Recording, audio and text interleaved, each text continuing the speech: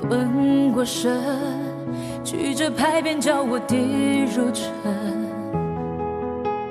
拘我魂，条条规训叫我忍了吞，笑我的虔诚，迈不出家门，要不正要我忍，浑身的走完这一生。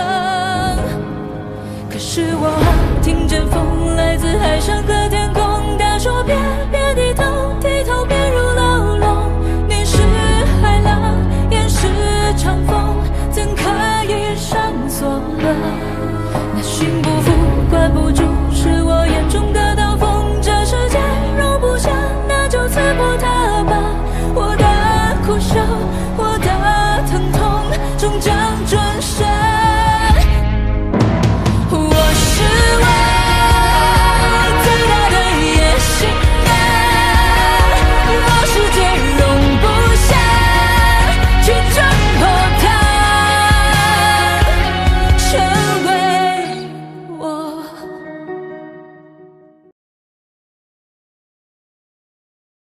不好意思，易掌柜，今年的紫碗我不卖。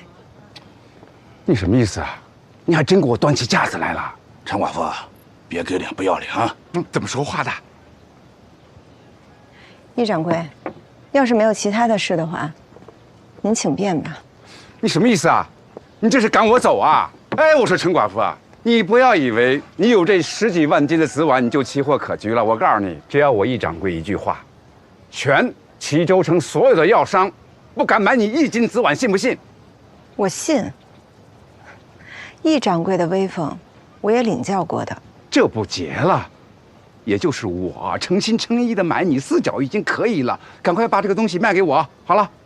可是我今年就没打算在这齐州药市上卖紫碗呀。什么？啊，要不我干嘛把这药棚设在这么偏僻的地方呢？药棚设在这么偏僻的地方，这明眼人一看就知道啊！你一个年轻小寡妇，长得又漂亮，在这个闹市上沿街叫卖，会毁了您的名声。在这么偏僻地儿，谁来呀？也就我，只有我买你的紫碗，要不然你卖给谁呀？易掌柜，我实不相瞒啊，我打算把这些紫碗卖到上海去，就是不知道上海的药商是不是也听易掌柜的指挥？卖到上海，你还南京呢！我告诉你一句话，你要卖我就买，你要不买我就立刻走人。我数1、2、3，1、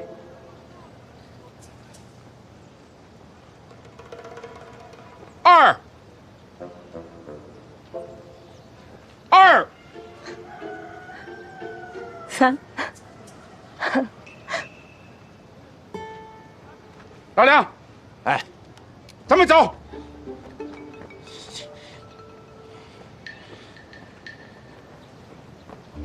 老梁，你别拉我，你拉我也没用，说走就走。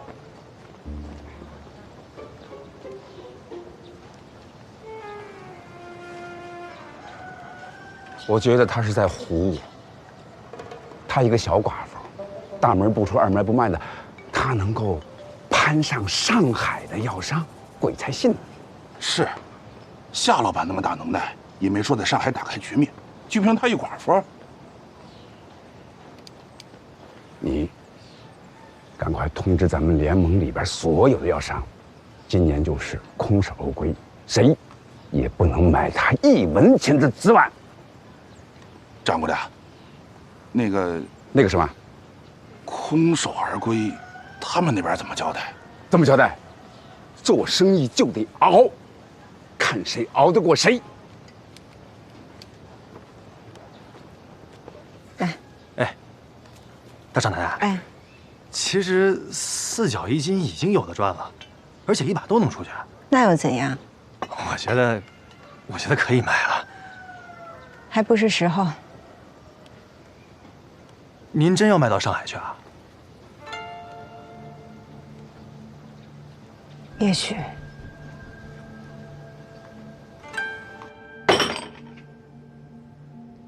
1斤都没有。是。那怎么行啊？这湖南、湖北、山西、陕西，还有云贵川的客户，我2个月前就签了，定金都拿了。如果不能如期交货，那咱得赔钱啊！这赔钱那倒是小事儿，要是传出去，首元药妆1斤紫菀都拿不出来，这面子可就丢大了。今年紫菀欠收。那倒不是，不是，那是为什么？背后有人搅局。谁？就是楚家有一闺女。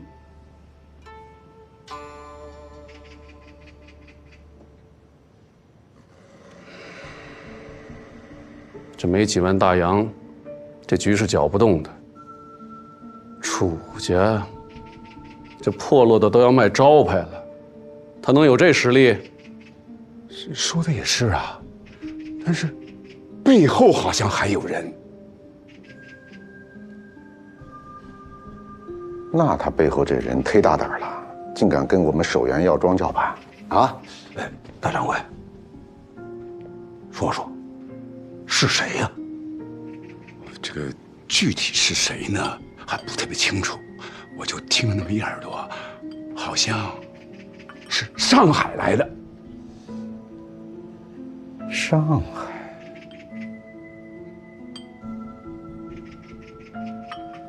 哎，难道是上海的田家？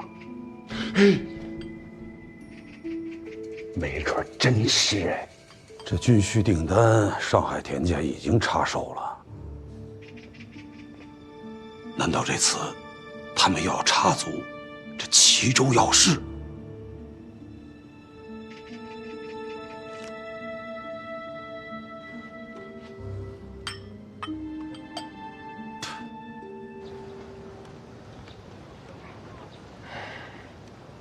大少奶奶，咱们到现在1斤紫菀都没卖出去，你说该怎么办啊？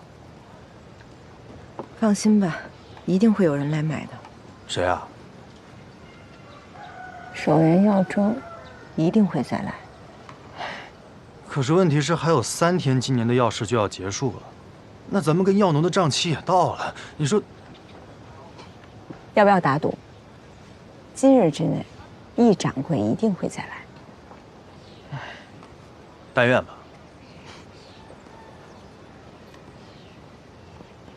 哎，客官，你有什么需要？这么小的铺子，要做这么大买卖啊？夏老板，楚小姐，请坐。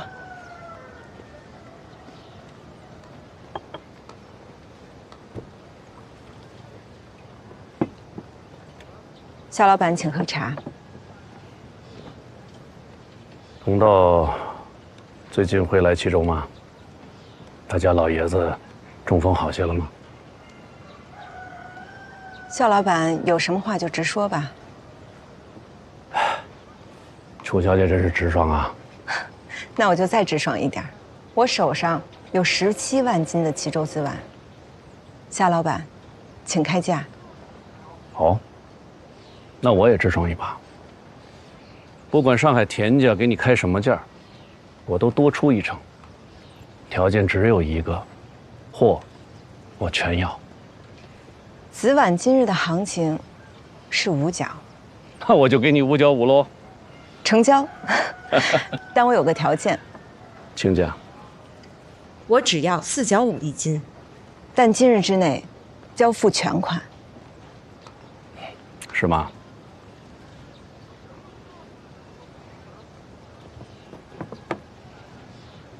我保证，全部都是这样的品相。成交。后续的事情我会让易掌柜跟你联系。没问题。但我有个疑问呐，本来你是要把这批货发往上海，为什么还会租这么一个小药棚呢？夏老板，我所谓的把货发到上海，其实是虚张声势。我跟上海田家没有任何关系。是吗？这也是为什么我愿意4角5一斤，把所有的货都给您的原因之一。我不希望您觉得我是上海田家的人。那原因之二呢？3日之后，我要向所有的药农交付尾款，不然的话，手上这些所有的紫碗都要退回去，定金还不能退给我。那就是说，如果今天我不来找你的话，2日之内你也会来找我。是，但我知道，您一定会先来找我。为什么？因为您一定对我很好奇。确实好奇。我现在更好奇的是，你欠药农多少尾款？9成。9成？对。啊，9成，你的进货价不会低于3角，也不会高于3角5。那就说明这一把，你用了6000大洋，就挣了8000大洋。我的本钱只有35个大洋，刨去所有开销，我的利润只有6000大洋。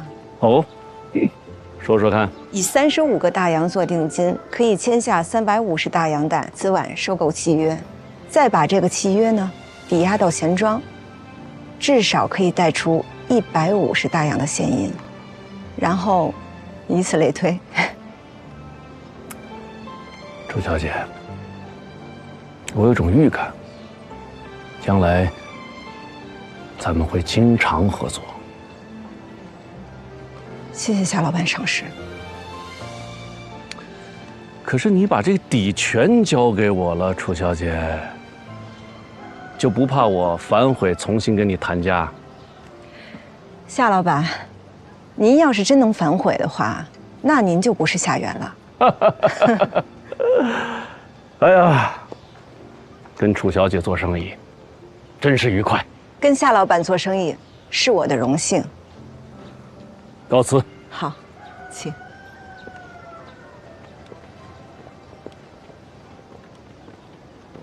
大金啊，紫碗的事儿我跟楚小姐已经谈定了，之后你们就直接联络。好，您放心。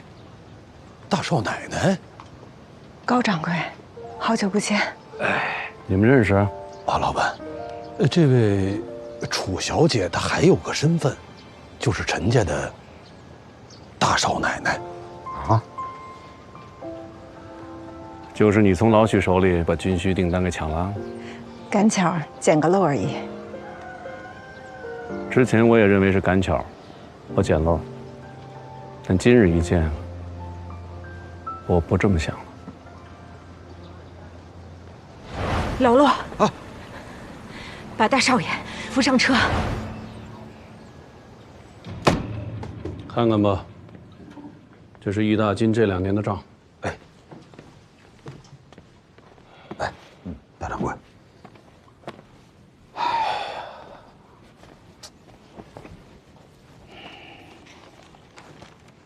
这池春堂的生意有点不尽人意啊。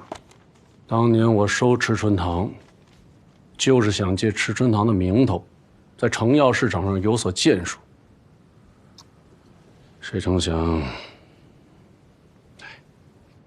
这易大金可能不适合做药铺生意。但是生药批发这块儿也是业绩平平啊。对呀，这今年这齐州紫碗还被人用35个大洋偷袭了。是啊，幸好老板力挽狂澜。这个你也发现了？啊，什么？哦，这有些账啊，看上去没问题，但是这前后一对比，老板有水分呐。我去年就发现了。去年？那应该去年就把它开掉。哪那么简单呢？你去年开它，齐州市场怎么办？池春堂谁管？如果没找到合适的人接手，咱们损失会更大。可这吃里扒外的货就不能留。这我知道。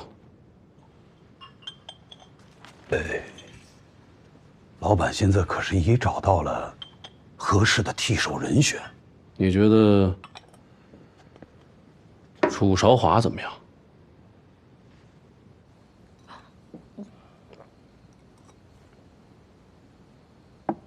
娘，这药得喝到什么时候呀？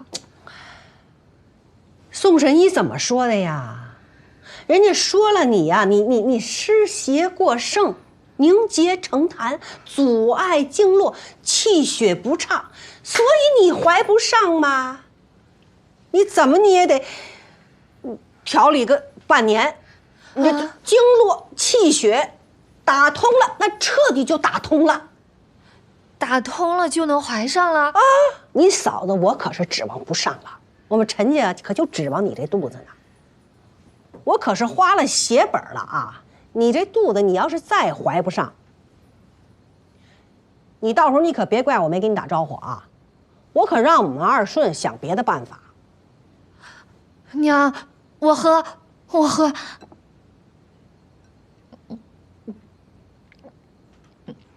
娘，我回来了。嫂子，哎，你还知道回来呀？这什么？打开看看。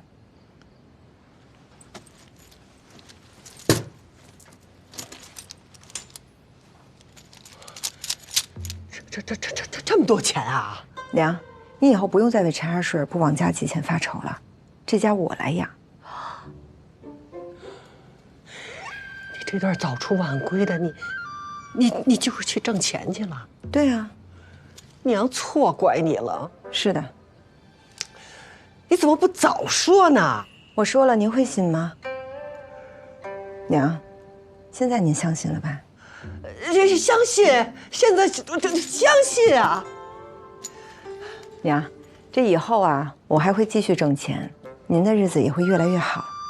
但是啊，往后我可能会越来越忙，甚至还有可能夜不归宿。老大家的，你去忙，这个家还有轩轩，你交给我，放心。轩轩呢？刚睡着。哦，那就好。你坐下，娘给你倒水喝。哦，不用，我自己来。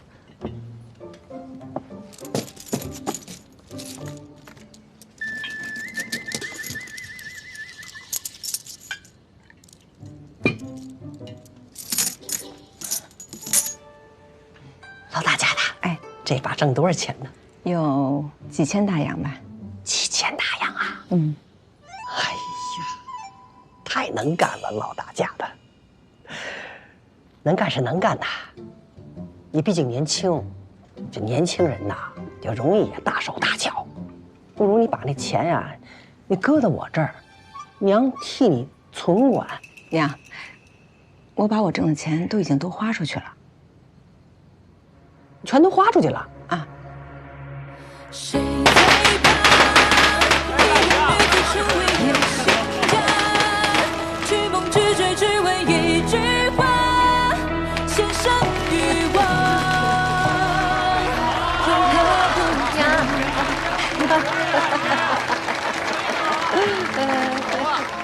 娘，你去。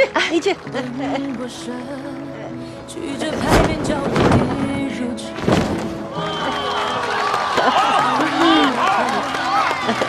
华顺药铺，华顺药铺。对，嫂子，哎，好久没见你这么开心了。以后我都会天天这么开心的。娘，华顺是什么意思？韶华大顺。对，大顺，我的大顺要是在，娘，大顺如果在，他也会为我高兴的。是大顺在，但是他这个一个叫顺华药铺，是不是更妥帖一点啊？哎，宋平，哎，来，你带着轩轩和娘进去休息。来，跟小婶走。这个改过来的。吕老板，恭喜里面请。哎，李掌柜，您请里面坐。里面请。哎，洪老爷，您慢慢看啊，慢慢看。您请。夏老板到。哎，大少奶奶，夏老板来了。夏老板，真是夏老板。夏老板竟然亲自来了。这夏老板能来，这华顺药铺的面子可真够大的。那可不是，以后咱们做生意啊，还都得仰仗夏老板。那必须。夏老板，高掌柜，楚小姐，恭喜啊！谢谢夏老板。开业大吉啊！这是我们老板的一点心意，还请笑纳。二位莅临已经是小店的荣幸了。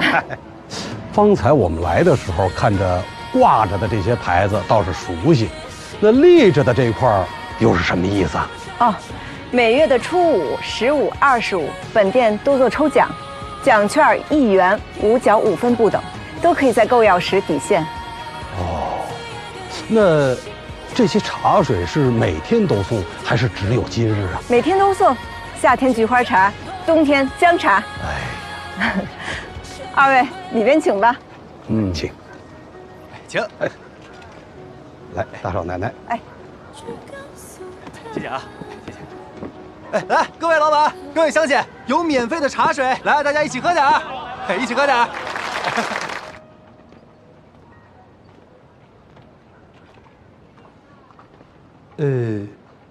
大少奶奶，您也卖牙粉？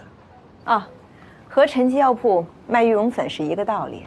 哦，那为何不直接卖那羽绒粉呢？齐州不比北京城，在这儿卖羽绒粉是卖不起价的。哦，来，二位这边坐，坐下聊。哎，请。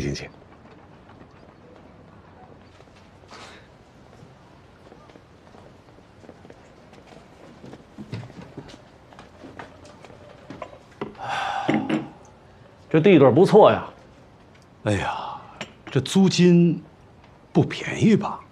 这除了进货，最大的开支那就是房租了。那为何还要选在此地啊？这做生意最看重的是客流。我在这齐州几个大街上蹲了7天，发现就这条街上客流最大，而这条街上人气最旺的那就是这一段，我就当机立断拿下了这个铺面。哦，那这账平得过来吗？房租呢是贵于别处的3成，但客流也是大于别处2倍，每月的净利至少高100个大洋。哦，那如此算来，啊，1年半便可收回成本。我的计划是1年。哎呀，厉害！可惜呀，一个月多赚100大洋，这1年赚回一间药铺子。楚小姐，这就够了？这一家老小的生活那是够了。那你的野心呢？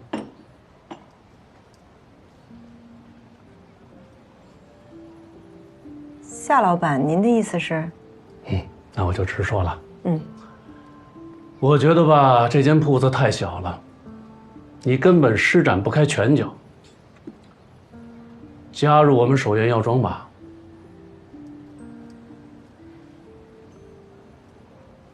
这样，先跟易大金干2年，我承诺2年之后，我把齐州药市和池春堂全部交给你打理。谢谢夏老板的看重和信任。但是我这华顺药铺才刚刚开业，这没关系。你前期投入多少，我3倍回收。我这第一次开药铺，也是想看看自己能不能把华顺药铺做起来。这不用看呐，以楚小姐的实力，肯定能把这华顺药铺做成齐州最赚钱的药铺之一。但又如何呢？年入千金，家人衣食无忧，这一辈子就当一个小药铺的老板。楚小姐，你甘心吗？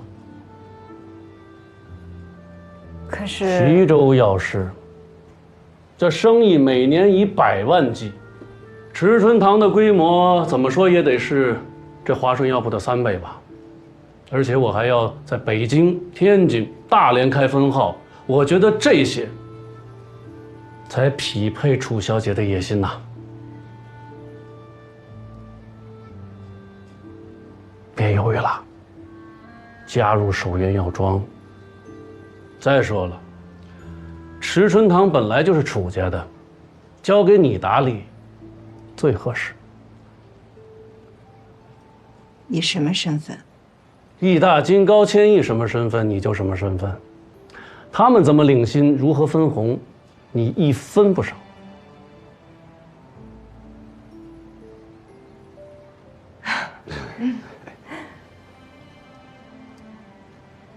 还是再次谢谢夏老板。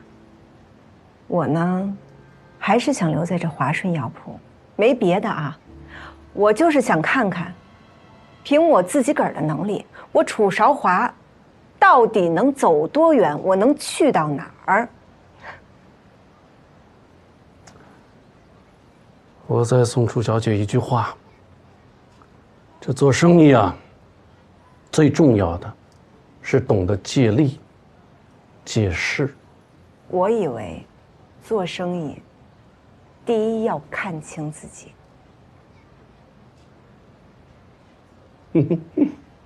没错哈。好，楚小姐，这种魄力我很欣赏。谢谢夏老板的体谅。哎，以后华顺药铺有什么事情，随时找我。哟，那有您这句话，我这心里更是踏实多了。好了，那我还有事就先告辞了。刚才我说的这些，半年之内都作数。只要楚小姐改变心意，我守元药庄随时恭候。明白。那我们就告辞了啊！慢走。您留步啊！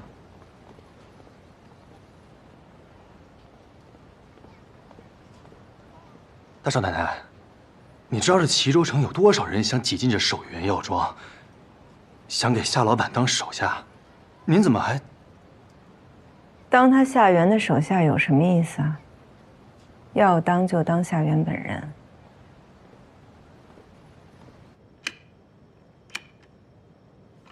你是说，大东家亲自去拜见那小寡妇了？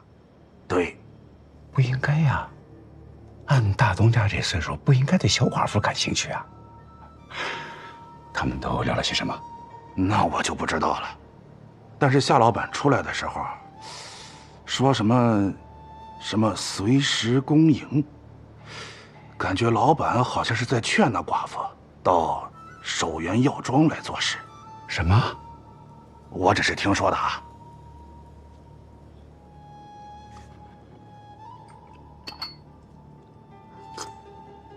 不是没有这种可能。你想啊，知春堂现在是这个鬼样子，还有上次昨晚的事情，这大东家虽然没说什么，嘴上，但是心里呢，肯定是对我不满意的。另外，他如果真的对这小寡妇感兴趣，那小寡妇又上赶着想到这儿来做事儿，这地方原本就是他的，他又是齐州人，这上手就太快了。您的意思是，老板是想把池春堂交给这寡妇管？没准还真是这样。那绝对不行啊！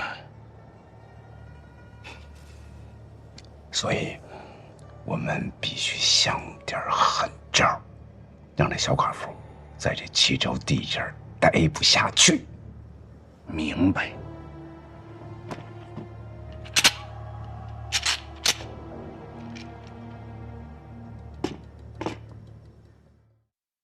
接下来，我们要抽出今天的大奖，价值1元的代金券。这两个效果一样吗？效果都是一样的，就是味道不一样。大少奶奶，哎，香砂丸该补货了，6味丹也没了，还有几个药的库存也得调一下。啊，好，知道了。大少奶奶，哎廖记的货送到了，他们还另外加了3单。好，放这儿吧。张老板的货好了。哎，柱子，哎，来，你去送一件去。那后院那边怎么办？小林子抽完奖，让他去。行。哎，掌柜的，有虎骨糕吗？您稍等，小江，哎，出来招呼客人。那后院那摊事儿，我来吧。哎，大少奶奶，哎，咱们真该请人了，我都忙不过来了。可说呢，我先过去了啊。哎，少华，妹啊，我跟娘来看看你。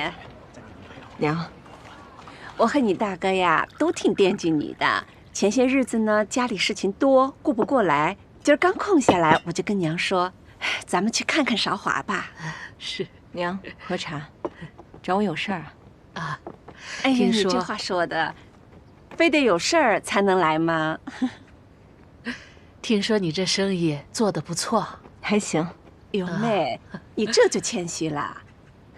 现在齐州城里啊，都知道，华顺药铺的生意啊，那是好的不得了，马上就要超过这个守元药庄的池春堂了。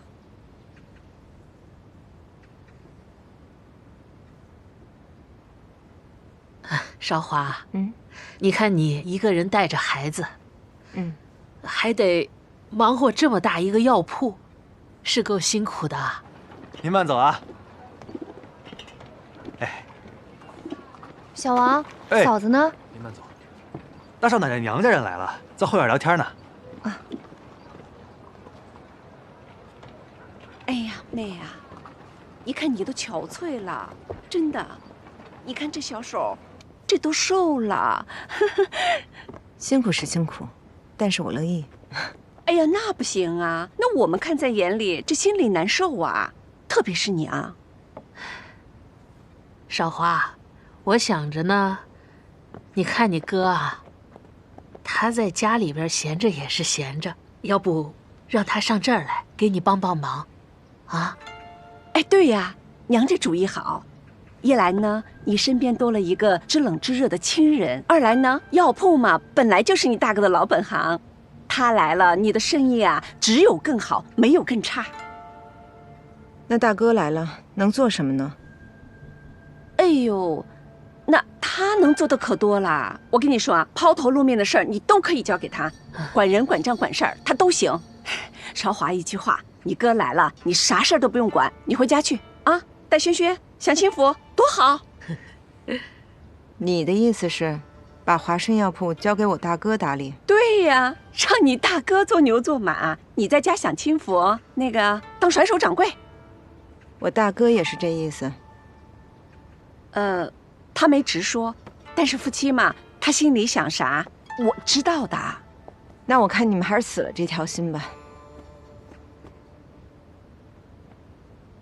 哎呀，那你说嘛，要怎么样才好？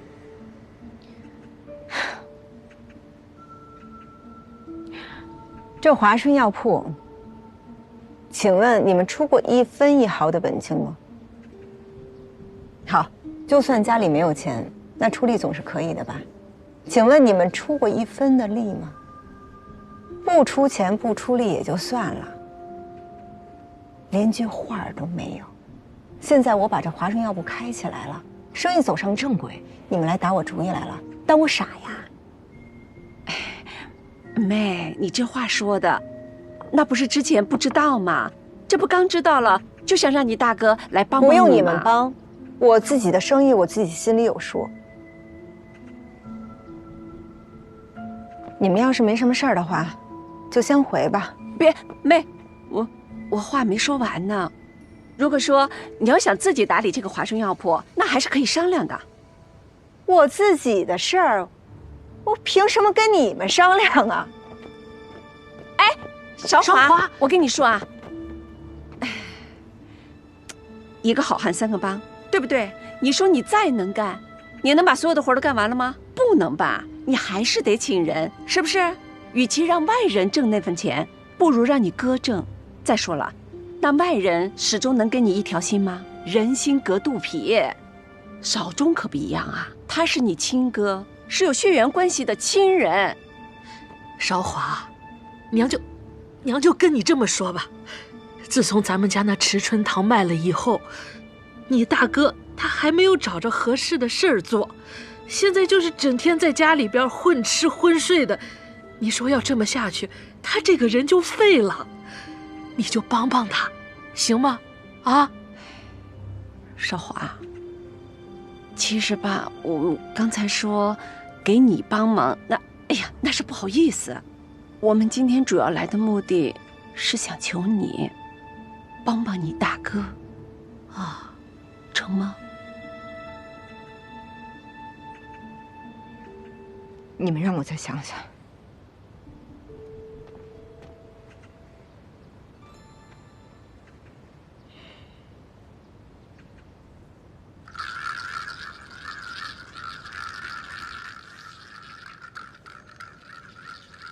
喝茶啊！我不喝，喝水我现在都塞牙。哼！哎，姐，听说老大家的在镇上开了个药铺，生意还挺好的哈。是，赚了不少钱吧？我不知道。你怎么能不知道呢？老大家那性子，哎呀，我根本管不了他。他性子再大，你是他娘，你是轩轩的奶奶，你是这一家之主。是啊，我知道我是一家之主，可是生意上的事儿我不懂。你管钱你会吧？娘，你来了，吃饭了吗？吃过了，我刚跟你娘吃过了。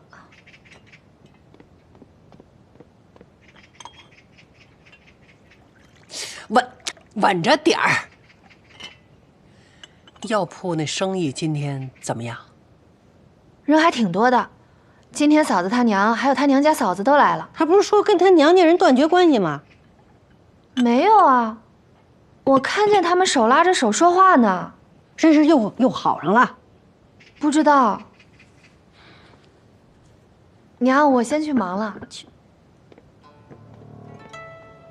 哼。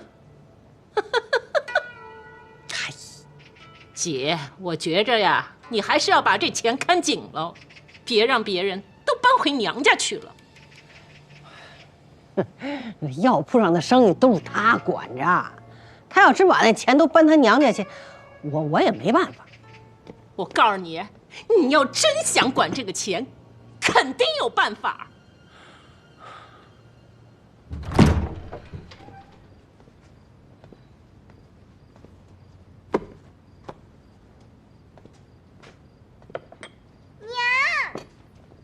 哎，下来，回来了。哎呦，老二家的，把那个馒头还有那汤热一下，一会儿赶紧给你嫂子端过来。哎，马上。哎呦，让你娘歇会儿。没事。哎，你别烫手，别烫着啊。大家的擦擦。哎呦，啊，擦，谢谢娘。老大家的啊，你瞧你这身衣服，你还是过门的时候那会儿做的吧？旧的都不成样子了。我跟裁缝说了，明天让他给你做2身新的。不用娘，我这个还能穿呢。你现在是在外面做事情的人，你穿的体面，我们陈家就脸上有面子。顺手再给轩轩做2套新的。是要过年了吗？你就知道过年。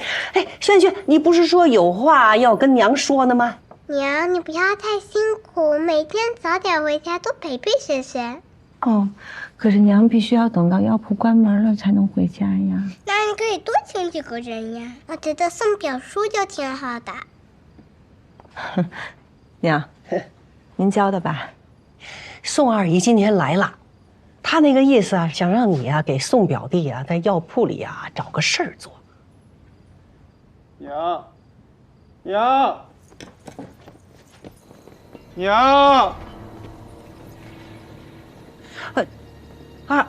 二顺，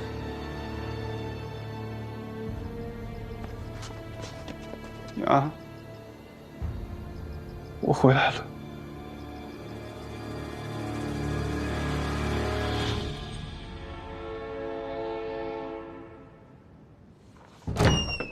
不好意思，我们打烊了。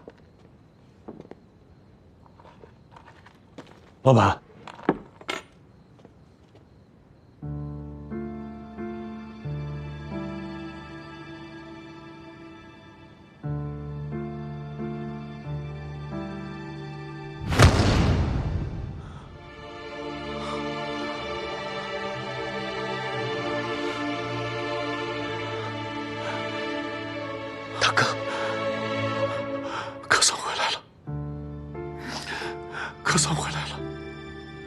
整整6年了，可算回来了。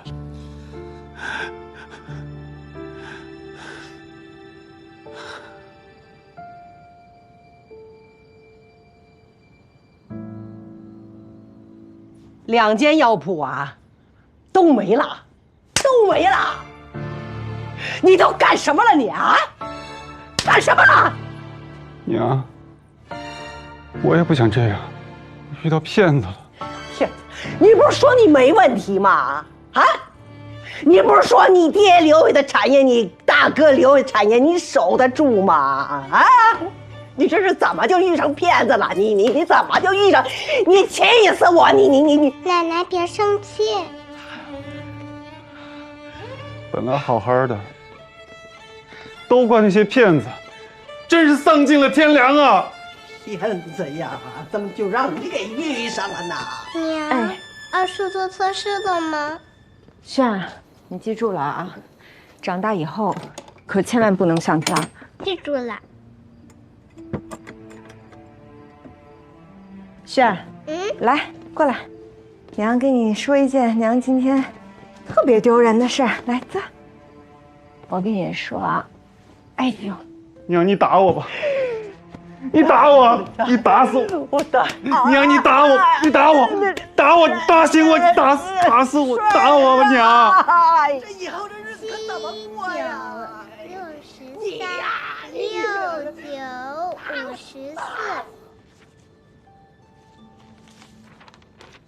看来大哥的生意版图比从前又扩张了不少。你要是在，增长会更快。大哥手下强将如林，哪里差我这一个无名小卒啊？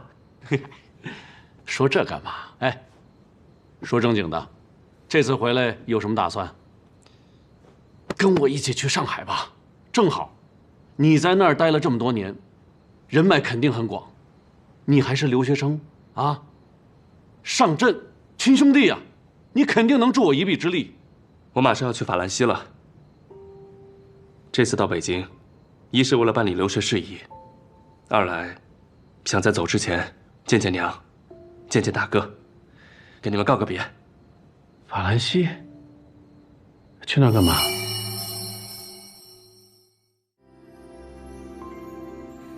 躺在雪地上的小毛毯，一点点融化着白露汗，爱爱茫茫的雪路上，是你心中的眼，小小风浪洒洒混云端，藏在他心中的小毛毯，一点点温暖着他心房，他低诉着春天不远，他说冬天很短，永恒的彼岸在朝着他呼喊，一天一天兢兢业业不留遗憾，黎明一点一点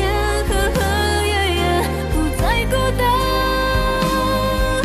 烽火燎原照亮绝望，我为你生生去抵挡，筚路蓝缕到达心中永恒的彼岸。